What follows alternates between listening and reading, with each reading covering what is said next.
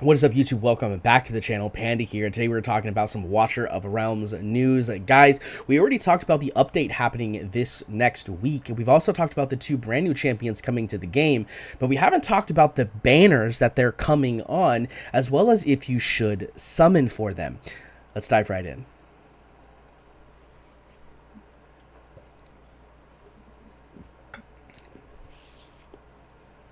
And welcome back, guys. Like I said, let's quickly dive into this weekend's crazy summon extravaganza. We've got three separate types of banners going on. We have our typical crazy banner, which is the 2x banner here for both invocations and divines. We have a special banner for both invocations and divines. We also have a special ancient banner. These are both 15x banners for their respective heroes that are on the pool. First things first, let's talk about the Setram and Saraphina banner. I think this banner is great. I think if you don't have access to a Setram or you want to get an A1 on your Setram, I think this is a banner that's worth pulling on. Main reason is because Baron is a fantastic epic. If you don't have him maxed, you really want to get him maxed. He's great for a lot of different game modes. He's very helpful in Immortal Codex tank boss, right? He's very helpful in Gear Raid 2. He's actually not a bad tank for just general purpose play as well. He does have that huge shield, and he has unyielding, allowing your healers to catch up and keep him alive. Very, very helpful. Lily, also a great champion, doesn't have a lot of use in a lot of game modes, but is really helpful when it comes to things such as faction trials as well as GVG. She does have some decent viability there. Then we have Kalina, which is the Esotericist Mage. She's not bad either. I don't think she's game-breaking. I don't think she's amazing, but it's always nice to have your, epics at A5, just so that if they become really good in a new game mode, such as a brand new Immortal Codex or the potential we have for a new guild boss coming to the game, I think it's always nice to have all of these epics built up. So if you don't have her at A5, it's definitely not bad if you pull her. Then, of course, we have Saraphina, who's the other legendary on this banner, and although I don't think she's an amazing legendary, I do think she has some potential.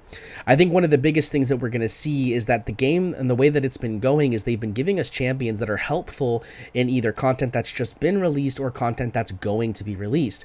For example, take a look at the tank Immortal Codex. Right beforehand, we had quite a few tanks get announced. Right after the Immortal Codex had its first run, we had quite a few tanks coming out to the game, such as Crodor and Trusk. So I think we have a pretty decent chance that Saraphina could end up playing a role in an upcoming guild boss, in an upcoming campaign stage, or in an upcoming Immortal Codex that could be coming to the game potentially. I think Saraphina is an interesting champion. I would not be mad if I happened to pull her, but of course, something I want you to keep in mind is that we do have the 250 guaranteed pull of Dahlia coming to the game, and although Dahlia is not a game-changing champion, she's pretty good from what I've heard. I haven't watched all of the content on her. She seems really good, but you're going to want to have 250 summons available for you to have a chance to be able to pull her.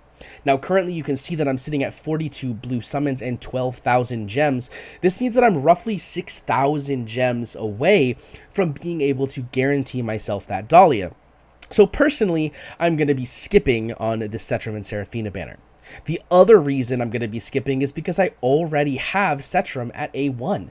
I don't need any more copies of Setram.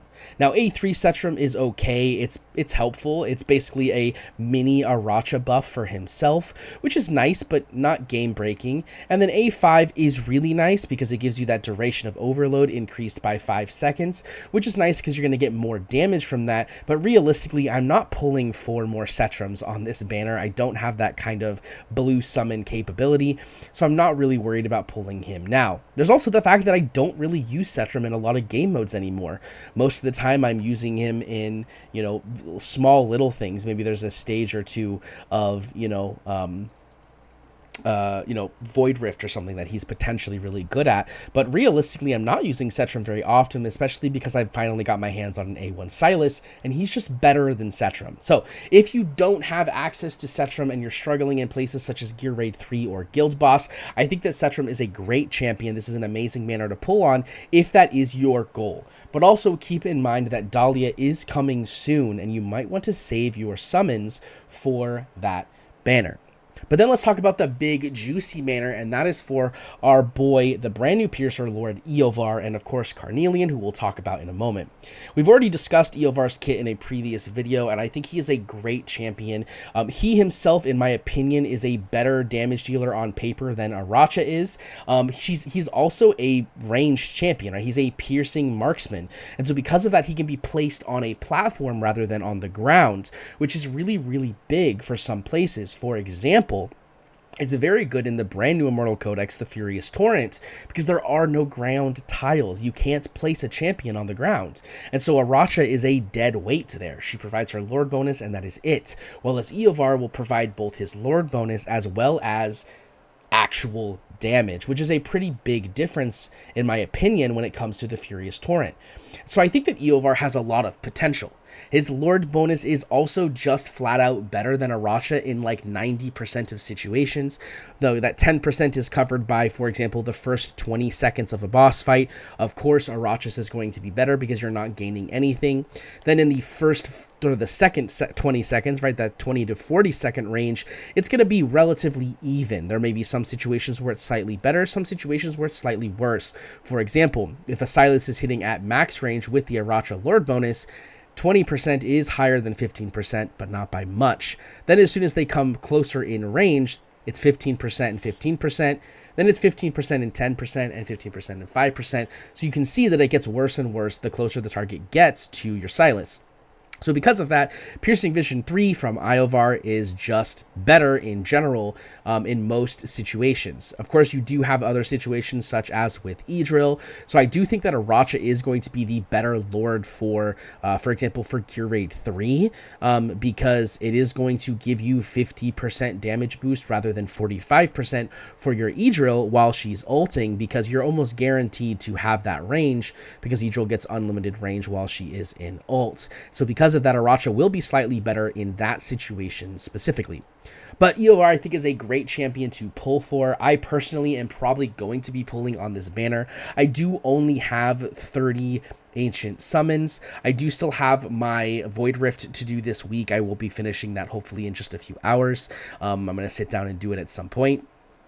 And so I don't have a lot of summons, and I did also just recently get my hands on Aracha through the pity, so I think I'm like maybe 20 or 30 into pity. I'm not very far into pity on ancients, so I'm not going to be able to guarantee that I get anything, but hopefully I can get lucky and I can pull either a Carnelian or an Iovar from this banner.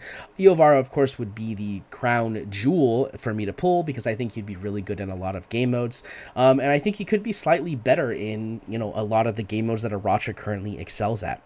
But guys, if you liked this video, let me know in the comment section down below. Do you think I should summon for Iovar and Carnelian? Are you going to be summoning on either the special ancient or the special divines and invocations? Let me know in the comment section down below. If you like this video and you want to see more content from me, don't forget to hit that subscription button because it does help progress our channel forward. We are aiming for 5,000 subscribers by the end of the year. Hopefully we can get 2,500 by July because that's the month of my birth. And I would really appreciate it if we could have 2,500 subs by July. It's also the halfway mark through the year, which means we have a potential to get to 5,000 subscribers by the end of the year. But guys, that's it for me today. I really hope you enjoyed it, and I'll see you in the next one. Peace.